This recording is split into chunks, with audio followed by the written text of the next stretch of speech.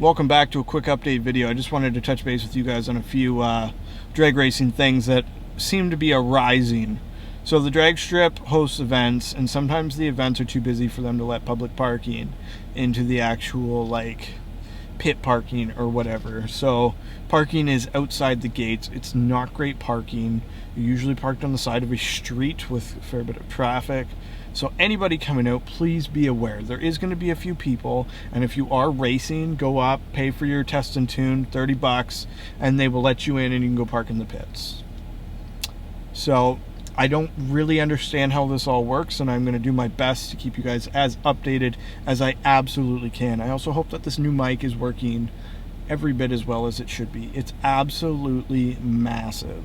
So I'm hoping that the yield from the size is well worth the effort of having to haul this thing around.